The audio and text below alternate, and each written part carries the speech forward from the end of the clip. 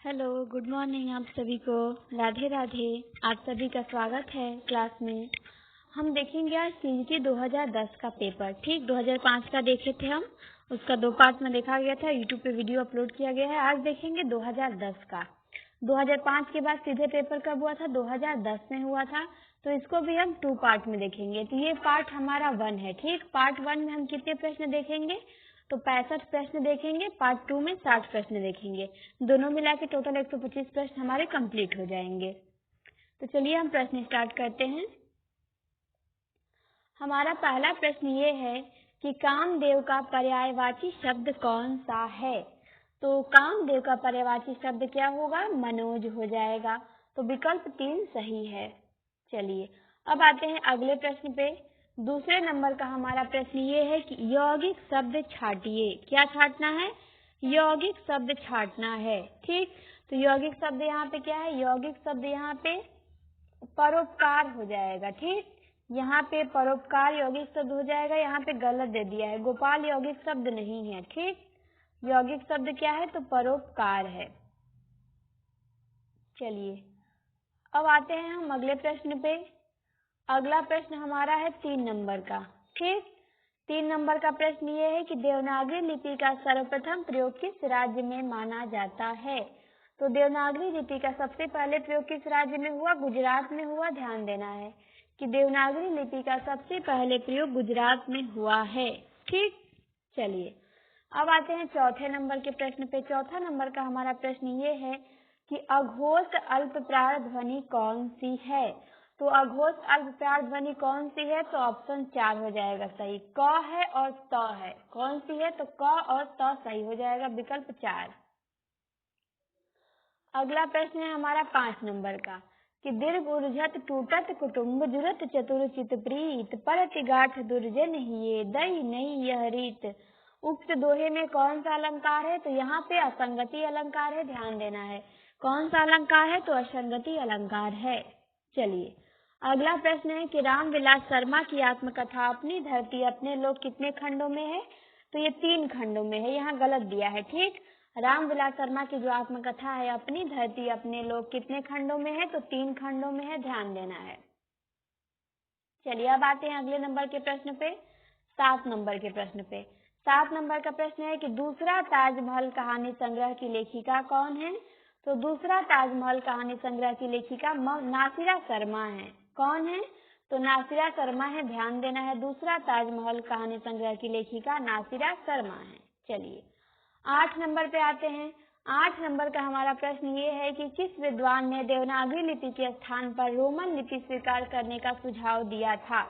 तो देवनागरी लिपि के स्थान पे रोमन लिपि स्वीकार करने का सुझाव सुनीति कुमार चटर्जी ने दिया था। किसने दिया था? तो सुनीति कुमार चटर्जी ने दिया था, विकल्प ए सही है। चलिए आते हैं 9 नंबर के प्रश्न पे। कैंची किस भाषा का शब्द है? तो कैंची तुर्की भाषा का शब्द है। किस भाषा का? तुर्की भाषा का है। ध्यान देना है, ठीक, तुर्की भाषा से लिया गया है।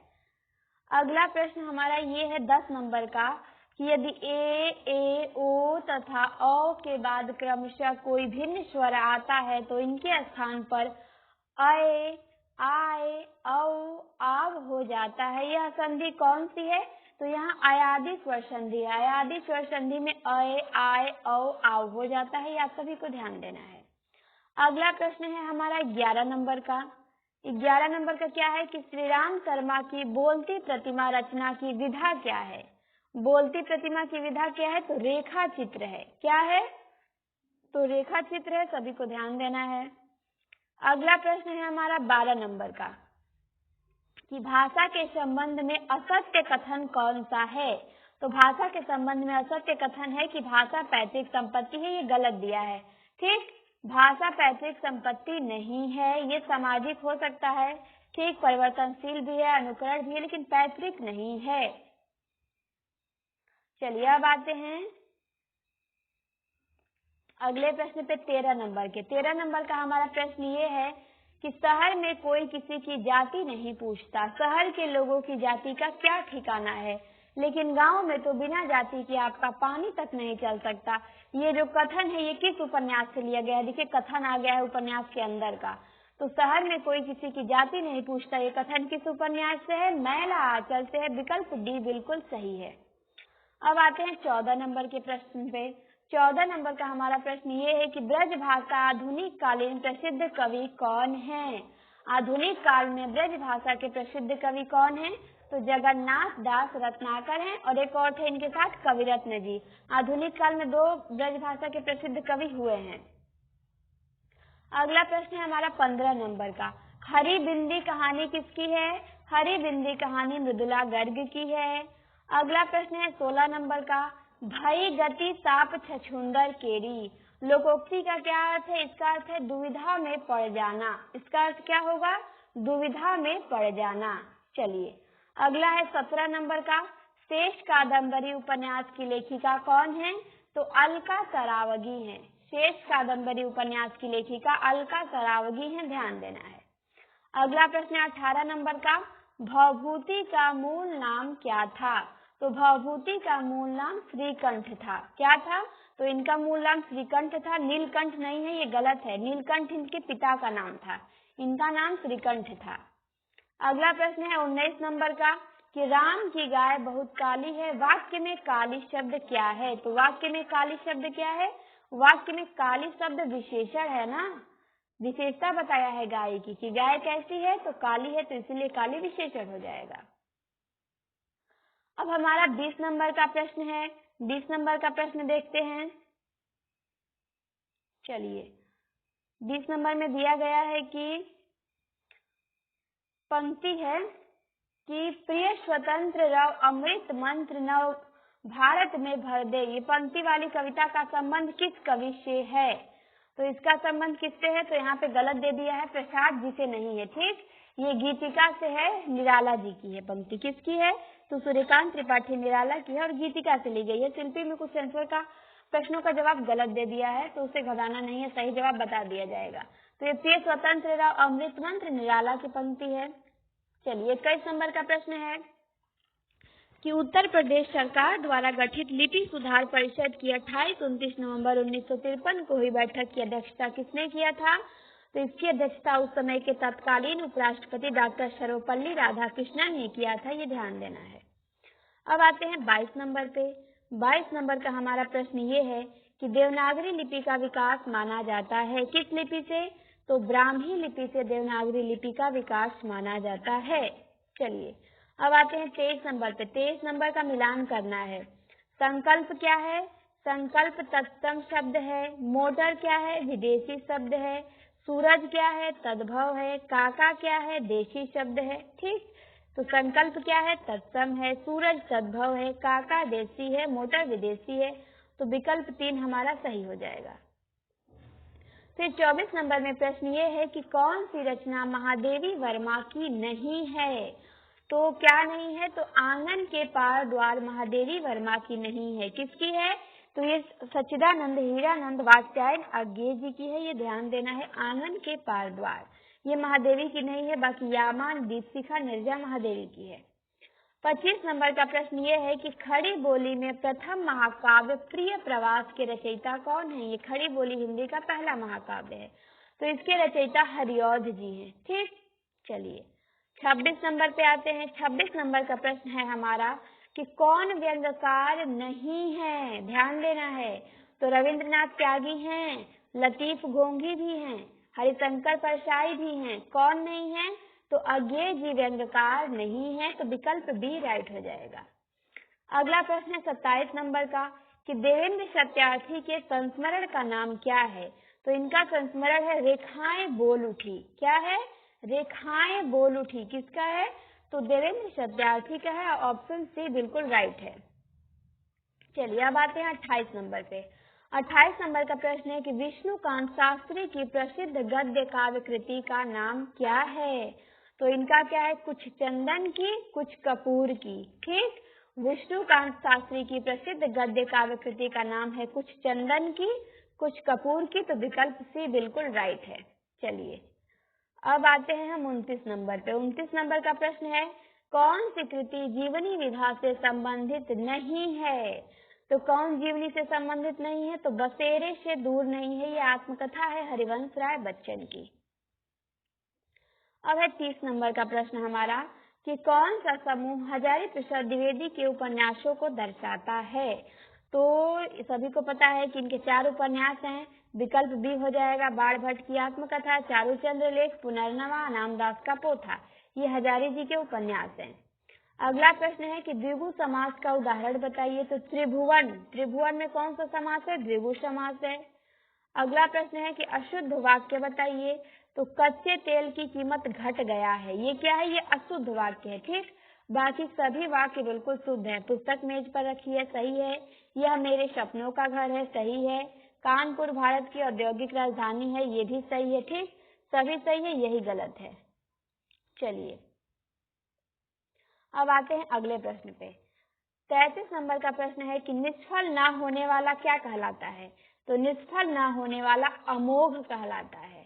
ठीक, अगला प्रश्न है 34 नंबर का कि 9 दिन चले 2.5 कोस से क्या तात्पर्य है। इससे तात्पर्य है कि अधिक परिश्रम का थोड़ा फल मिलना। 9 दिन चले 2.5 कोस का क्या होता है? अधिक परिश्रम का थोड़ा फल मिलना। 35 नंबर का है कि भवभूति की रचना का नाम बताइए। तो भवभूति की रचना उत्तर रामचरितम है। क्या है? तो उत्तर रामचरितम। अगला प्रश्न है हमारा 36 नंबर का कि हम महान राष्ट्र के नागरिक हैं, इसका संस्कृत अनुवाद क्या होगा। तो इसका संस्कृत अनुवाद होगा कि वयम महतः राष्ट्रस्य नागरिकाः स्मः। क्या होगा? हम महान राष्ट्र के नागरिक हैं। वयम महतः राष्ट्रस्य नागरिकाः स्मः। ठीक, विकल्प इसका 4 सही हो जाएगा। अगला प्रश्न है कि प्रेम वाटिका ग्रंथ के रचयिता कौन है। तो प्रेम वाटिका के रसखान है। ठीक, चलिए अब आते हैं 38 नंबर के प्रश्न पे। 38 नंबर का है कि कौन सा शब्द कमल का पर्यायवाची नहीं है। तो अमीय कमल का पर्यायवाची नहीं है, ये अमृत का है। ये पीछे भी प्रश्न आया है 2005 में भी, उसी को देखिए रिपीट कर दिया है फिर। 39 नंबर का प्रश्न है कि ज्ञानाश्रय शाखा के प्रमुख कवि कौन हैं। तो ज्ञानाश्रय शाखा के प्रमुख कवि कबीरदास हैं। कौन है? तो कबीरदास हैं। चलिए अब आते हैं 40 नंबर के प्रश्न पे। 40 नंबर का प्रश्न है कि कौन सा नाटक प्रसाद द्वारा रचित है। तो ध्रुव स्वामिनी नाटक किसका है? जयशंकर प्रसाद द्वारा रचित है। कौन सा नाटक? तो ध्रुव स्वामिनी। अब है 41 नंबर का, कौन सा शब्द तत्सम रूप है।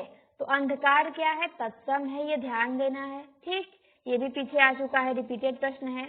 चलिए हरिऔध द्वारा लिखित काव्य ग्रंथ कौन सा है। तो चोखे चौपदे है, ये भी रिपीटेड है, ये भी आ चुका है 2005 में। फिर है अज्ञेय की रचना कौन सी है। तो अज्ञेय की रचना है हरी घास पर क्षणभर। क्या है? हरी घास पर क्षणभर है, बाकी अज्ञेय की नहीं है। ये कितने प्रश्न रिपीटेड हो रहे हैं देख लीजिए आप लोग खुद ही। 2005 में जो आया है अगली बार उसी को प्रश्न को फिर 2010 में सेम टू सेम रख दिया गया है। ठीक है, इसीलिए प्रीवियस का प्रश्न बहुत जरूरी हो जाता है हमारे लिए। पूछा है कि अशोक के फूल निबंध किसका है। हजारी प्रसाद द्विवेदी का है। फिर आगे है अगला प्रश्न हमारा कि अनामिका काव्य किसके द्वारा रचित है। तो अनामिका निराला के द्वारा रचित है, निराला का काव्य है। फिर है अगला प्रश्न कि दुष्प्रकृति शब्द का संधि विच्छेद क्या होगा। तो इसका संधि विच्छेद होगा दुह प्लस प्रकृति। क्या होगा? दुह प्लस प्रकृति हो जाएगा। चलिए अब है 47 नंबर का कि मैथिली बोली के लोकप्रिय कवि कौन है। तो मैथिली बोली के लोकप्रिय कवि विद्यापति हैं। फिर प्रश्न है 48 नंबर का, हस्तक्षेप का शुद्ध शब्द है। तो इसका शुद्ध शब्द हस्तक्षेप होगा। क्या होगा? हस्तक्षेप। ठीक, 49 नंबर का प्रश्न है कि सूरदास ने किस कृति को नहीं लिखा। तो सूरदास ने दोहावली नहीं लिखा है। दोहावली किसकी है? तुलसीदास की है। बाकी तीनों रचनाएं सूरदास की हैं। अगला प्रश्न है कि आंसू शब्द क्या है। तो आंसू शब्द तद्भव है, और जिस शब्द पे भी चंद्रबिंदु लग जाता है वो तद्भव हो जाता है। ये आप सभी को ध्यान देना है। तो आंसू पे तो लगा हुआ है, तो आंसू क्या है? तद्भव शब्द है। ठीक, अब आते हैं हम 51 नंबर के प्रश्न पे। 51 नंबर का हमारा प्रश्न है कि विशिष्टाद्वैतवाद के प्रतिपादक कौन है। तो रामानुजाचार्य हैं। विशिष्टाद्वैतवाद के प्रतिपादक रामानुजाचार्य हैं, ध्यान देना है। अब आते हैं 52 नंबर पे। पुष्टि मार्ग की स्थापना किसने की थी। तो वल्लभाचार्य ने पुष्टि मार्ग की स्थापना की थी। 52 का दूसरा विकल्प सही है। 53 का है कि आनंद कादम्बनी का संपादक कौन था? तो आनंद कादम्बनी के संपादक बद्री नारायण चौधरी प्रेमघन है। अगला प्रश्न है 54 नंबर का कि कौन अष्टछाप का कवि नहीं था? तो सभी को पता है कि नंददास थे, परमानंद दास थे, छीत स्वामी थे। कौन नहीं थे? तो हरिव्यास देव नहीं थे। अगला प्रश्न है हमारा 55 नंबर का कि बादल राग के रचयिता कौन है? तो बादल राग के रचयिता निराला जी हैं, ध्यान देना है। चलिए 56 नंबर का प्रश्न है कि हरिवंश राय बच्चन की कृति क्या भूलूं क्या याद करूं किस विधा में लिखी गई है? तो क्या भूलूं क्या याद करूं इनकी क्या है? आत्मकथा है, ध्यान देना है। अब आते हैं 57 नंबर पे। 57 नंबर का प्रश्न है कि अज्ञेय की असाध्य वीणा किस प्रकार का काव्य है? तो ये प्रलंब या लंबी कविता है। अज्ञेय की प्रलंब या लंबी कविता कौन सी है? तो असाध्य वीणा है, ये ध्यान देना है। 58 नंबर का प्रश्न है कि जहाँ कारण बिना कार्य की उत्पत्ति होती है वहाँ कौन सा अलंकार होता है? जहाँ कारण बिना कार्य की उत्पत्ति होती है तो वहाँ विभावना अलंकार होता है। कौन सा अलंकार? तो विभावना अलंकार होता है, ये ध्यान देना है। अगला प्रश्न है हमारा कि तोपर वारो उर्वशी सुन राधिके सुजान तू मोहन के उर्वशी है उर्वशी समान। तो ये प्रश्न है हमारा कि इसमें कौन सा अलंकार है? तो इसमें यमक अलंकार है। ठीक, चलिए अब आते हैं अगले प्रश्न पे। अगला प्रश्न हमारा है कि शुद्ध वर्तनी का चयन कीजिए। तो शुद्ध वर्तनी कौन सी है? तो शुद्ध वर्तनी विकल्प 3 हो जाएगा, कुमुदनी है। ठीक, क में भी छोटा ऊ की मात्रा रहेगा, द में भी म में भी छोटा ऊ की मात्रा रहेगा, द में छोटी रहेगी, न में बड़ी रहेगी। तो क्या हो जाएगा? कुमुदिनी। कुमुदिनी सही हो जाएगा, विकल्प 3 सही है। ठीक, शुद्ध शब्द जरूर पूछता है 1 या 2 पेपर में, तो ध्यान देना है। अगला प्रश्न है 61 नंबर का कि नाटक जारी है की विधा क्या है? तो यहाँ पे गलत दे दिया है, इसको ध्यान नहीं देना है। इसकी विधा क्या है? तो नाटक जारी है कविता है। ठीक, नाटक जारी है की विधा क्या है? तो नाटक जारी है कविता है। 62 नंबर का प्रश्न है कि गंगा का एक नाम क्या है? तो गंगा का एक नाम विष्णुपदी है। क्या है? तो विष्णुपदी है, ये ध्यान देना है। ठीक, कि विष्णुपदी गंगा का पर्यायवाची है। अगला प्रश्न है कि पूर्वी हिंदी की बोली नहीं है। तो सभी को पता है कि पूर्वी हिंदी में 3 बोलियां हैं, अवधी, बघेली, छत्तीसगढ़ी। क्या नहीं है? तो भोजपुरी नहीं है, क्योंकि ये आता है बिहारी हिंदी में, इसीलिए ये नहीं है पूर्वी हिंदी की। अब 64 नंबर का प्रश्न है कि रस सूत्र की अनुमितिवाद व्याख्या करने वाले आचार्य कौन है? रस सूत्र की अनुमितिवाद व्याख्या करने वाले आचार्य कौन है? तो शंकुक हैं। इनको भट्ट शंकुक भी देता है या शंकुक भी देता है। तो अनुमितिवाद किसका है? शंकुक का है, ये ध्यान देना है। अनुमितिवाद शंकुक का है। आज की क्लास का हमारा अंतिम प्रश्न है। 65 प्रश्न हमारे कंप्लीट हो गए। ठीक, प्रश्न ये है कि कौन सा शब्द स्त्रीलिंग नहीं है? तो पानी क्या है? पानी स्त्रीलिंग नहीं है। ठीक, पानी क्या है? पानी पुल्लिंग है। पानी गिर गया, पानी आ रहा है। ठीक, तो पानी क्या है? पानी पुल्लिंग है, इसीलिए पानी स्त्रीलिंग नहीं है। बाकी मानी हो गया, रानी हो गया, कहानी हो गया, ये सब क्या है? ये सब स्त्रीलिंग है, लेकिन पानी पुल्लिंग है। तो हमने 65 प्रश्न क्या किए? हमने 65 प्रश्न टीजीटी 2010 के कंप्लीट कर लिए। तो ये टीजीटी 2010 के प्रीवियस ईयर पेपर का पार्ट 1 है। ठीक, टोटल 125 प्रश्न है। तो हम लोगों ने पार्ट 1 देख लिया। आप लोगों ने ये भी देखा कि कितने प्रश्न रिपीटेड हो रहे हैं। 2005 में का सेम प्रश्न उठा के 2010 में रख दिया है। 2005 के बाद तुरंत पेपर नहीं हुआ था, 5 साल बाद 10 में हुआ था। ठीक, तो प्रश्न रिपीटेड मिल रहे हैं, इसीलिए प्रीवियस ईयर के प्रश्न पढ़ा जाता है कि एक भी हमसे गलती ना हो, क्योंकि वो सब रख देते हैं रिपीटेड प्रश्न।